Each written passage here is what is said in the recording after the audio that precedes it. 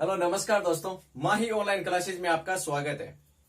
आज का जो अपना टॉपिक है वो रीट का है और रीट में जो हम मैथ्स के जो टॉपिक्स पढ़ रहे हैं, आज का जो अपना टॉपिक है वो है परसेंटेज। आज का जो अपना जो टॉपिक है वो है परसेंटेज। इससे पहले हमने जो रेशियो वाला टॉपिक पढ़ा था उसका सबसे पहले हमने बेसिक देखा था, है ना। और उसके बाद में जो है एक वीडियो हमने बेसिक पे बनाया था और एक वीडियो जो उस पे डिपेंडेंट जितने भी एग्जाम में क्वेश्चन आए थे वो थे, और जो कुछ और जो इंपॉर्टेंट क्वेश्चन बनते थे हमने उनको दोनों को कंबाइंड देखा था वहां पे, है ना। वो का वो सेम काम हम यहाँ पे करेंगे। सबसे पहले हम परसेंटेज का जो भी बेसिक है, जितने भी इसके टाइप बनते हैं कि भाई कौन कौन से टाइप के क्वेश्चन आ सकते हैं, वो सारे टाइप देखेंगे, उनका एक एक क्वेश्चन देख लेंगे आज, है ना। मतलब इस वीडियो में एक एक क्वेश्चन और एक एक टाइप देखेंगे, और अगला जो इस पे एक वीडियो और बनाएंगे उसमें वो सारे क्वेश्चन लेंगे अपन जो पहले एग्जाम में आ चुके हैं, रीट के एग्जाम में आ चुके हैं। इसके अलावा कुछ और जो इंपॉर्टेंट क्वेश्चन बनेंगे उसको भी हम ले लेंगे, ठीक है। तो आज का जो टॉपिक है वो स्टार्ट करने से पहले अगर आप हमारे चैनल पे नए हैं, अभी तक आपने चैनल को सब्सक्राइब नहीं किया है, तो सबसे पहले आप चैनल को सब्सक्राइब कर लें और बेल आइकन को प्रेस कर लें ताकि जैसे ही नया वीडियो अपलोड हो उसका सबसे पहले आपको नोटिफिकेशन मिल जाए, ठीक है। तो चलिए बढ़ते हैं परसेंटेज के लिए। एक चीज और मैं बताऊं कि कई बार जैसे वीडियो बीच में ब्लर होता है ना, तो 1-2 सेकंड के लिए होता है, तो आप ऐसा नहीं कि उसको छोड़ के चले जाओ, फिर आराम से देखो, कोई दिक्कत नहीं है, वो समझ में आ जाता है आपको, है ना। थोड़ा सा और आगे देखते हो तो समझ में आता है कि इसमें एक्चुअल में क्या हुआ है, ठीक है। और आवाज की अभी कोई समस्या नहीं है, थोड़े दिन बाद माइक्रोफोन आ जाएगा, अभी लॉकडाउन के कारण नहीं मिल पा रहे हैं, तो फिर और ज्यादा क्लियरिटी हो जाएगी उसमें, ना। तो चलिए बात करते हैं एक एक टाइप और उसका एक एक क्वेश्चन बताऊंगा, ठीक है। तो सबसे पहले टाइप जो है परसेंटेज का वो है, सबसे पहला जो टाइप है वो है कि प्रतिशत को भिन्न में बदलना, प्रतिशत को भिन्न में बदलना तथा भिन्न को प्रतिशत में बदलना, तथा भिन्न को प्रतिशत में। मतलब प्रतिशत को भिन्न में कैसे बदलेंगे और भिन्न को प्रतिशत में कैसे बदलेंगे, ये आपका पहला टाइप है। तो कैसे बदलेंगे देखो, अब ये कोई 1-2 ऐसे डायरेक्ट है, इसमें आपको देखो ये सबसे मैं मानता हूं इंपॉर्टेंट पार्ट है इसका। ये चीजें आपको डायरेक्ट पता होनी चाहिए, याद नहीं करनी है, प्रैक्टिस करनी है बार बार। तो क्या है देखो, सबसे पहले प्रतिशत को भिन्न में कैसे बदलेंगे। फॉर एग्जाम्पल जैसे मैंने कह दिया कि आपके पास में भाई 25% है, ठीक है। सिंपल एग्जाम्पल से स्टार्ट करते हैं। 25% कैसे बदलोगे, तो जो 25 है वो लिख दिया आपने, और जो प्रतिशत है ना इसको आपको बटा में क्या कर रहे हैं, 100 करना है। अब इन दोनों को सोल्व किया तो ये आ गया 1/4। तो कहने का क्या मतलब है कि आपका जो 25% है वही आपका क्या है, 1/4 है। दोनों को दर्शाने का तरीका क्या है, एक प्रतिशत में है और एक भिन्न में, बाकी मतलब सेम ही है। अगर मैं ये कहूं कि 100 का आपको 25% निकालना है वो 25 आएगा, आपको 100 का 1/4 निकालना है वो भी क्या आएगा, 25 ही आएगा। दोनों सेम चीजें हैं, लिखने का तरीका क्या दोनों को अलग अलग है, ठीक है। इसी प्रकार से जैसे मान लो आपके पास में, अब ये तो इजी है, ये याद रखना भी नहीं पड़ता है, ये तो ऐसे हो जाता है। लेकिन कई ऐसे आएंगे परसेंटेज आपके जो आपको है ना ऑटोमेटिकली याद होने ही चाहिए, और क्या करने नहीं है भाई, प्रैक्टिस होने चाहिए। तो जैसे मान लो मैं अगर बात करूं, जैसे आपका एक 33% है, ठीक है। 33% को हम लिखते हैं 1/3। इसी प्रकार से आपका 66% है, इसको हम लिखते हैं 2/3। समझ रहे हो। जैसे मैं बात करूं 37.5% है, मैं इसे लिख रहा हूं, इंडिविजुअल लिख रहा हूं, आपको बस इसे याद होने चाहिए। इसको हम लिखते हैं 1/3/8 लिखते हैं, ठीक है। इसी प्रकार से जैसे मैं बात करूं आपका 12.5% है, ठीक है। 12.5% है इसका, है ना। तो इसमें भी क्या होगा, अब देखो एक तरीका 12 दूनी 24 और एक 25/2 हो गया, तो ये 1/8 हो गया, समझ रहे हो।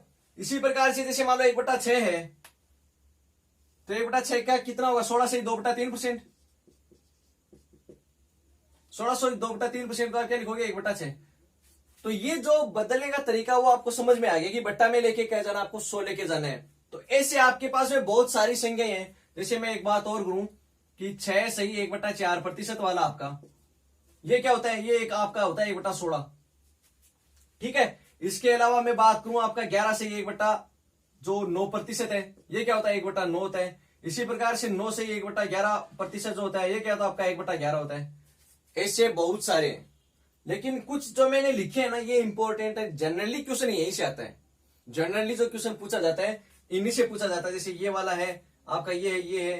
अब आपको क्या होगा कि ये चीजें आगे परसेंटेज में दी होंगी, तो आपको उनको डायरेक्ट इसे भिन्न में है ना लिखना है इजी बनाने के लिए। फॉर एग्जाम्पल मैं अगर छोटी सी बात करूं कि आपके पास में है कि 96, और 96 का आपको निकालना है 6 से 1/4%। 96 का आपको निकालना है 6 से 1/4%। तो मैंने 96 लिया, का को मैंने गुणा लिख दिया। अब 6 से 1/4 को अगर आपने डायरेक्ट ये समझ में आता है कि 1/16 लिखूं, तो आपको 1/16 लिखते ये समझ आ जाएगा, चलो भाई हो गया, अच्छा आ गया, डायरेक्ट आंसर आ गया। लेकिन इसको आप सोल्व करोगे तो कुछ तो टाइम कंज्यूम हो ही गया ना भाई। एक आपको अगर ये डायरेक्टली पता है, आप 2 या 3 सेकंड में कर दोगे। एक आपको 10 या 15 सेकंड लग रहे हैं, ठीक है, टाइम वो भी कम है, लेकिन 2-3 सेकंड में कर रहे हो तो आप एक जो अगला क्वेश्चन उसको थोड़ा ज्यादा टाइम दे पाओगे, ठीक है। तो इसके लिए आपको क्या करना है, ये चीजें जो पता होनी चाहिए। अब सेम चीजें इसकी उल्टी है। उल्टी कैसे, ये आपको भिन्न दे दे, मान लो जैसे आपको भिन्न दे दिया इसने कोई 1/8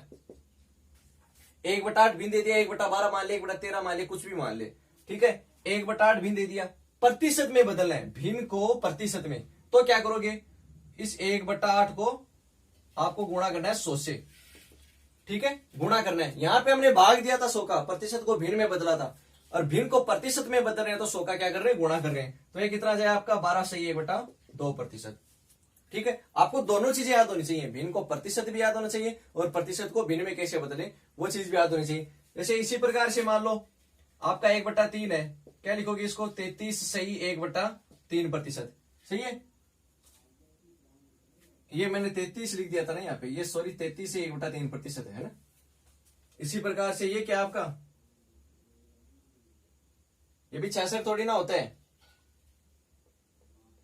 वैसे जनरली लिखते हैं ऑलमोस्ट, जो होता है ना ऑलमोस्ट पार्ट है, जैसे 66 से 1/6 होता है ना, तो इसी प्रकार से इनको लिखते हैं। इसी प्रकार से जैसे मान लो आपका 1/6% है, 16×96 16 सही 2/3, ऐसे आपको लिखना है। इसी प्रकार से मान लो 1/7% है, 14 सही 2/7, 1/8 है, 12 सही 1/2, 1/9 है, 1/9 को क्या लिखोगे आप, 11 से 1/9, 1/10 को 10%, 1/11 है, तो ये आगे से आगे क्या रहेंगे, चलते जाएंगे। 13% है, 1/13 है, क्या लिखोगे, 7 सही 9/13, 14 आ गया, 1/14 आ गया, क्या लिखोगे, 7 सही, इसी प्रकार से लिखिए 7 सही 2/14। इस प्रकार से आपको क्या करना है, इसे लिखते जाना है इनको, और बार बार प्रैक्टिस करोगे तो ये चीजें क्या होंगी, आपकी क्लियर होंगी। तो ये आपको पता होना चाहिए ना, ये इंपॉर्टेंट पार्ट है। फिर देखना नेक्स्ट, ये आपका पहला टाइप था है ना। फिर बात करते हैं दूसरे टाइप की।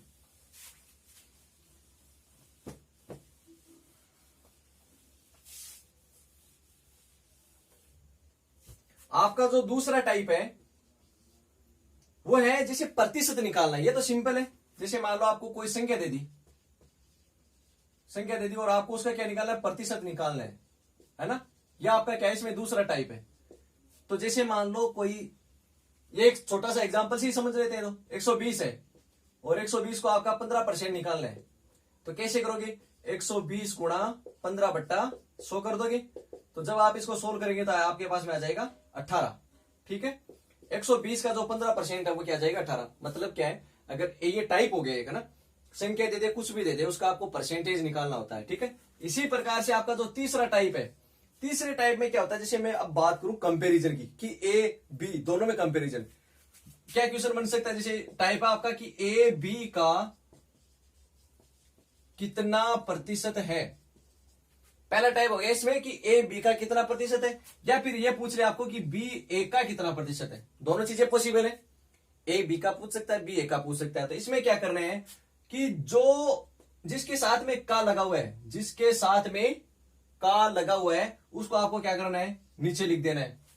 यहां से देखना, जिसके साथ में का लगा हुआ है उसको नीचे लिख देना, और जो संख्या आपको पूछा वो ऊपर लिख दो, और गुणा में क्या कर देना है, 100 कर देना है, ठीक है। जिसके साथ में का लगा हुआ है, ए बी का कितना प्रतिशत है, इतना ही क्वेश्चन होना चाहिए। अब इसमें अगर आगे और ये पूछ ले कि ए बी से कितने % अधिक है, तो उसका अलग होता है, फिर उसमें ये चीज नहीं काम आएंगी। आपको ये टाइप जरूर याद होना चाहिए कि ए बी का कितना प्रतिशत, इतना ही पूछा आपको तो आपको ऐसे लिखना है।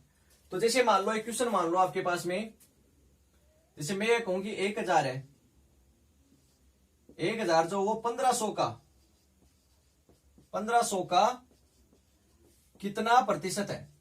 तो का जिसके साथ में का है उसको नीचे लिख दो, और जो पूछा वो ऊपर लिख दो, गुणा में 100 आ जाएगा, ठीक है। 2 बिंदु से 2 कट गए, 15×6 = 90, 10 बच गए, 15×6 = 90, फिर से 10 बच गए, तो ये आपका ये हो जाएगा, तो 66 सही 2/3%। इस प्रकार से आपको पूछा जा सकता है। सही है, 66 सही 2/3%। आ रही चीज समझ में? चलिए ठीक। फिर देखिए आपका नेक्स्ट जो टाइप है वो देखना।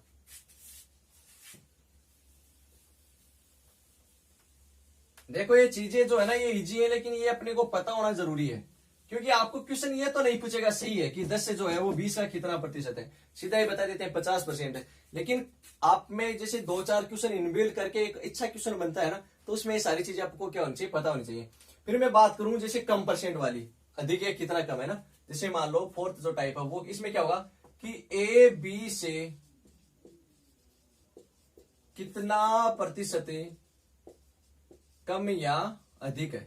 अगर ये टाइप आ जाता आपके पास में, इस बार क्या आ गया, कम और अधिक आ गया, तो क्या देगा आपको, 2 संख्याएं देगा और पूछेगा कि ये जो संख्या है वो इससे कितनी कम या ज्यादा है ना। इसमें क्या करना है, जो भी आपकी दोनों संख्याएं हैं, तो यहाँ पे मैंने ए और बी ले रखी है, तो आपको क्या करना है, सबसे पहले तो ए और बी का अंतर करना। आपको क्या करना है, ए और बी का अंतर करना है।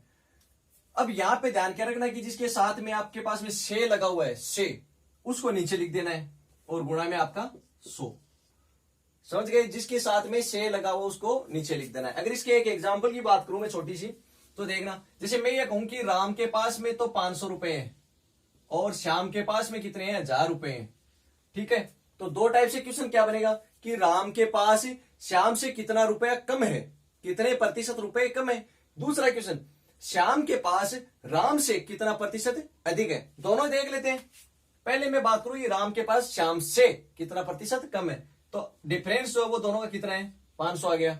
श्याम से तो श्याम नीचे आ जाएगा और गुणा में क्या आ जाएगा, 100। तो आप सोल्व करोगे तो ये आ जाएगा आपका 50%। भाई 50% क्या है, उसके पास में कम है। दूसरा क्वेश्चन ये है कि श्याम के पास राम से कितना ज्यादा है, तो डिफरेंस दोनों का 500 है राम से, इसको आपने सोल्व किया तो ये आ गया 100%। आगे लैंग्वेज समझना है कि किसके पास किससे ज्यादा है किससे कम है। लैंग्वेज इंपॉर्टेंट होती है, ऐसे मैथ में लैंग्वेज इंपॉर्टेंट होती है ना, थोड़ा सा गलत पढ़ लिया क्वेश्चन गलत हो जाएगा। समझ में आ गया ये आपको? ठीक है। फिर जो आपका जो 5वां जो है, ये सारे इजी है, वैसे कुछ भी नहीं है इसमें ना। ये जो टाइप है ना 5वां, ये इंपॉर्टेंट है। कैसे, इसमें क्या होता है देखना कि एक ही आय, जैसे मैं बात कर रहा हूं एक टाइप लेके ना, एक ही आय बी की आय से, जैसे आप मान लो कि x% अधिक है, क्या है, x% अधिक है। एक की जो आय है वो बी की आय से x% अधिक है, तो बी की आय ए से कितना प्रतिशत कम है, ये क्वेश्चन बनता है ना। ए की आय बी से ज्यादा है, इसने कह दिया, तो बी की आय उससे कम हुई ना, कितनी कम हुई। अब ये नहीं होता है कि अगर मेरी आय किसी और से 50% ज्यादा है तो उसकी आय मेरे से 50% ही कम है क्या, ये गलत हो जाती है ना। तो आप ये से मत कर देना।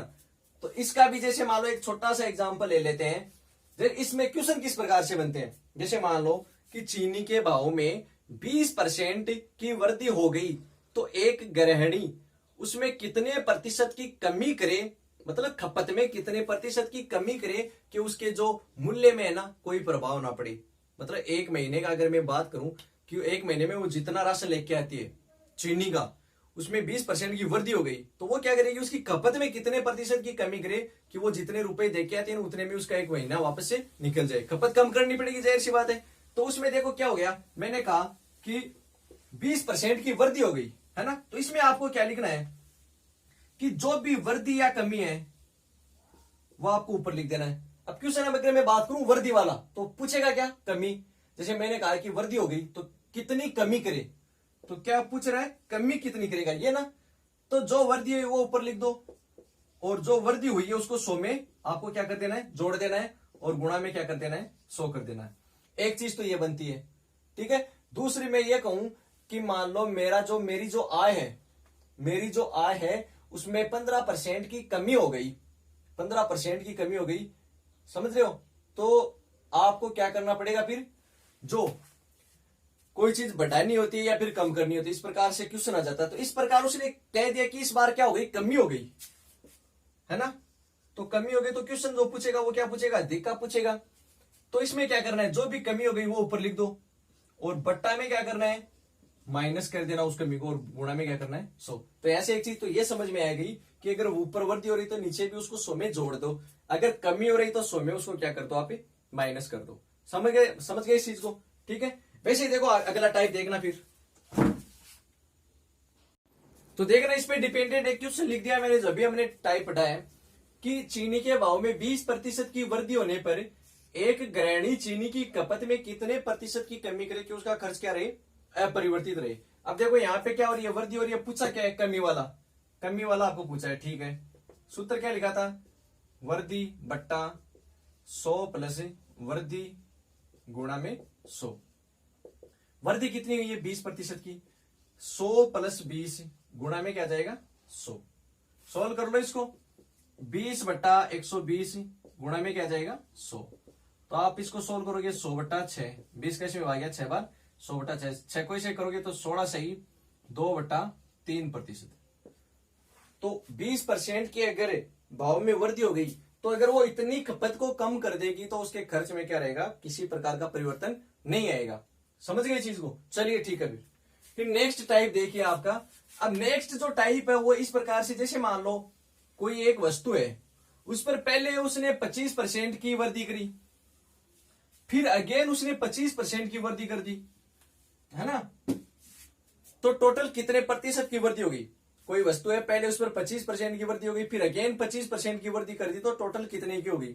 अब जनरली देखें तो बात करते हैं कि सर 50 हो गई, नहीं हुई भाई 50, क्योंकि जो 25 पहले वृद्धि हुई है ना वो उसमें ऐड हो चुकी है, और जो नई जो वृद्धि हुई वो उसमें जो ऐड हो गया मूल्य उसके ऊपर हुई है, ठीक है। तो वो कुछ इंक्रीज हो जाएगा उसमें। तो उसके लिए क्या है, जैसे उसमें देखो मैं टाइप लिख देता हूं पहले एक बार, कि एक साथ 2 बार प्रतिशत परिवर्तन, एक साथ 2 बार प्रतिशत परिवर्तन। समझ गए क्या है, कि पहले परिवर्तन हो गया 25% का, फिर अगेन परिवर्तन हो गया, ऐसे क्वेश्चन है। अब इसमें ये जो परिवर्तन है ना, ये ज्यादा भी हो सकता है कम भी हो सकता है, दोनों चीजें होती हैं। तो देखो इसका जो फॉर्मूला होता है ना वो क्या है, x plus Y plus X Y बटा 100। मैंने ये क्या लिखा है, मैंने प्लस ही प्लस लगाई, इसका मतलब वृद्धि हो रही है, पहली वृद्धि और दूसरी भी वृद्धि। अब ये चीज ये है कि एक बार अगर वृद्धि भी हो सकती है तो दूसरी बार वृद्धि भी हो सकती है, 4 टाइप बनते हैं इसी में, है ना। फिर यह भी हो सकता है कि एक बार वृद्धि हो जाए फिर कमी हो जाए, फिर यह भी हो सकता है कि एक बार कमी हो जाए फिर वृद्धि हो जाए, या फिर दोनों ही बार क्या हो जाए, कमी हो जाए। इस प्रकार से ये 4 टाइप बनते हैं इसमें, ठीक है। तो जैसे मान लो एक छोटा सा क्वेश्चन मैं लूं आपके पास में, कि कोई वस्तु है उस पर पहले 25% की वृद्धि हुई, फिर अगेन 25% की वृद्धि हुई, तो टोटल कितने प्रतिशत की वृद्धि हो गई। तो देखो इस क्वेश्चन से करते हैं, दोनों बार वृद्धि हुई है, तो जहां पर वृद्धि हो ना वहां पर आपको साथ में प्लस का निशान लेना है, कमी हो तो माइनस का लेना है, ठीक है। तो देखो पहले भी 25 की वृद्धि हो गई प्लस, फिर अगेन 25 की वृद्धि हो गई प्लस, यहां पे क्या जाएगा 25 गुणा 25 बटा में 100। जब आप इसको सोल्व करोगे ना तो ये आ जाएगा 56.25। भाई 25 और 25 50 ही हो गए, 25 को 25 से गुणे किया 625, भाग दोगे 6 का तो 100 का दोगे तो 6.25, दोनों को जोड़ दिया तो कितना जाएगा 56.25, ठीक है। तो ये चीज तो हो गई कि दोनों में क्या हो रहा है, वृद्धि हो रहा है। एक क्वेश्चन अगर मैं इस प्रकार का लूं, जिसे मान लो कमी हो या फिर ये हो, कोई सा भी मान लो, मैं ये कहूं कि सर एक बार तो 20% की वृद्धि हो गई, ठीक है, एक बार तो 20% क्या हो गया, इंक्रीमेंट हो गया, और फिर उसमें 10% का क्या हो गया, डिक्रीज हो गया, 10% कम हो गया, तो क्या होगा। तो देखो जो इंक्रीमेंट है उसको प्लस में ले लिया, फिर माइनस हो रहा है, फिर यहाँ पे दोनों गुणा में है तो प्लस माइनस गुणा के क्या बनाएगा, माइनस बनेगा। तो ये लो जी माइनस 20 गुणा 10 बट्टा 100, इसको आप सोल्व करो, 10 तो ये हो गया माइनस, और ये हो गया 2, ये हो गया 8%।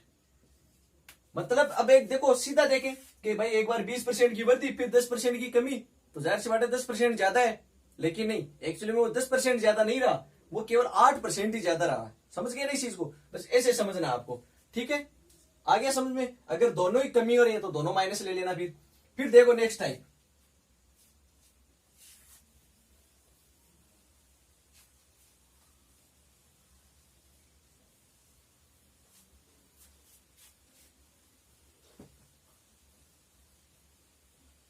आपका जो नेक्स्ट टाइप है वो समानुपात पर आधारित प्रश्न है ना।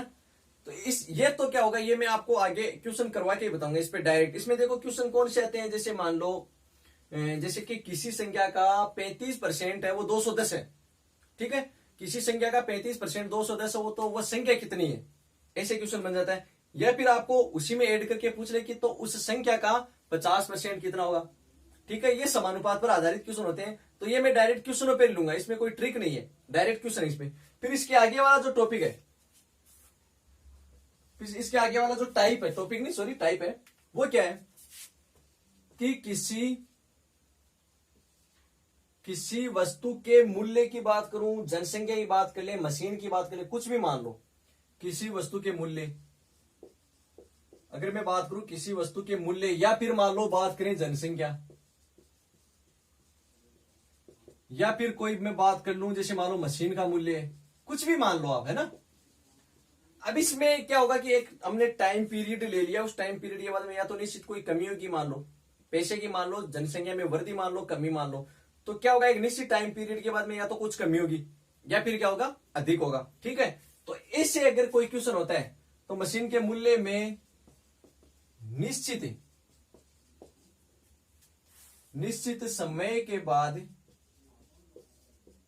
समय के बाद कमी या वृद्धि हो, अगर इस टाइप का कोई क्वेश्चन आता है, जैसे मान लो हम ये कहें कि किसी नगर की जनसंख्या वर्तमान में इतनी है, तो और हर वर्ष 10% की दर से बढ़ रही है या फिर 10% की दर से कम हो रही है, तो 2 साल बाद में उसकी नगर की जनसंख्या कितनी रहेगी, ऐसे अगर कोई क्वेश्चन होता है तो इसके लिए जो ट्रिक है ना, आपकी सूत्र है छोटा सा एक, वो है आपका कि अंतिम मूल्य या वस्तु या जो जनसंख्या कुछ भी है बराबर में प्रारंभिक मूल्य गुणा 1 + r/100, और यहां पे आता है आपका टाइम।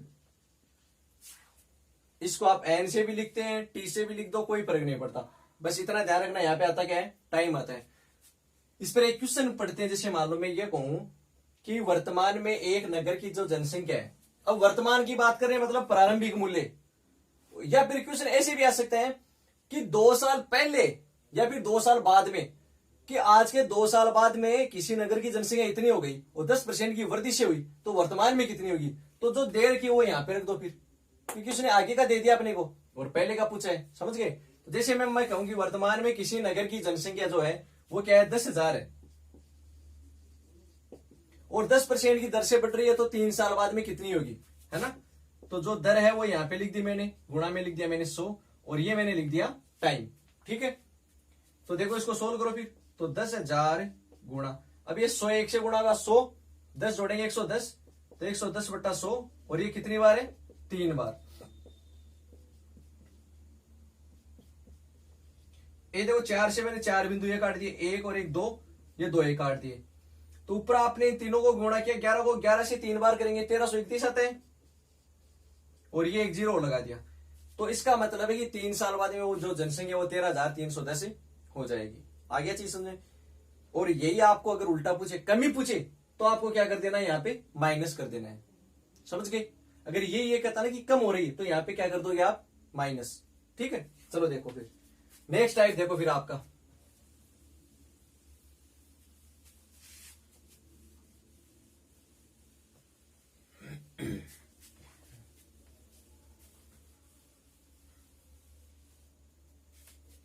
नेक्स्ट जो टाइप आपका वो है गोल और विलियन पर आधारित जो क्वेश्चन होते हैं आपके, है ना।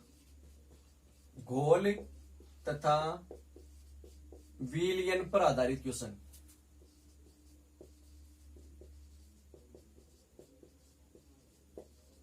गोल और विलियन का क्या मतलब है कि कोई जैसे मान लो पदार्थ है, विलियन है, उसमें कितना % नमक घुला हुआ है, इस प्रकार से जो क्वेश्चन है, तो एक क्वेश्चन लेके चलते हैं ना, समझ में आ जाएगा थोड़ा।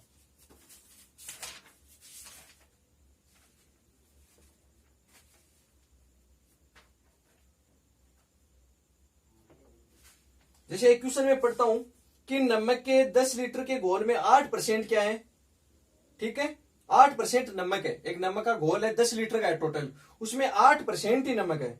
घोल में 2 लीटर और पानी डालने पर, घोल में 2 लीटर और पानी डालने पर नमक का नया प्रतिशत कितना हो जाएगा। तो इसके लिए जो देखो सूत्र है ना, वो क्या है आपका अगर आपको नई प्रतिशत मात्रा पूछता है, देखो कई बार क्या होता है कि जैसे मान लो दूध में पानी कितना है, ठीक है, फिर आपने पानी और मिला दिया, तो अब उसमें दूध की कितनी प्रतिशत मात्रा बची रही, ऐसे क्वेश्चन है ना, ये वाले है ना। तो देखो जो सूत्र होता हुआ क्या होता है इसमें, मात्रा गुणा जो भी दर आपकी, और बट्टा में क्या लिखोगे आप, परिवर्तित मात्रा, ठीक है। तो मैं देखो क्वेश्चन फिर से पढ़ देता हूं, ये जो क्वेश्चन है, क्वेश्चन आपका नमक के 10 लीटर के घोल में 8% नमक है और घोल में आपने 2 लीटर पानी और डालने पर नमक के विलयन में कितना प्रतिशत होगा। 2 लीटर पानी और डाल दिया ना, तो जाहिर सी बात है उसकी परसेंटेज में कुछ कमी आ जाएगी। तो देखना मात्रा कितनी थी 10 लीटर और उसमें उसकी दर कितनी थी 8। परिवर्तित मात्रा, परिवर्तित मात्रा का मतलब क्या हो गया कि उसने 2 लीटर और डाल दिया ना पानी, तो वो 12 हो गया। चीजें समझ में आ रही है भाई। उसकी पहले पानी की मात्रा जो टोटल विलियन था वो था 10 और उसमें वो कितना प्रतिशत था, देखो दर का मतलब क्या होता है, प्रतिशत होता है ना, कितना प्रतिशत था 8%। अब उसने कहा कि परिवर्तित मात्रा का मतलब 2 लीटर और मिला दिया, तो पहले 10 था, अब वो कितना हो गया 12 हो गया। तो ठीक है, अब इसको सोल्व करना है। तो 4 दूनी 8, 4 3 12, तो ऊपर तो आ गया 20 और बटा में आ गया 3। तो आप इसको सोल्व करोगे तो आ जाएगा 6 सही 2/3%।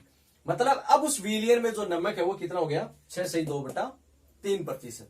ठीक है, तो मैंने जो जितने भी टाइप थे वो समानुपात वाला जो है वो मैं क्वेश्चन से ही समझाऊंगा आपको, है ना, उसका कोई ट्रिक तो है नहीं, वो जितने क्वेश्चन करेंगे उससे ही समझ में आ जाएगा।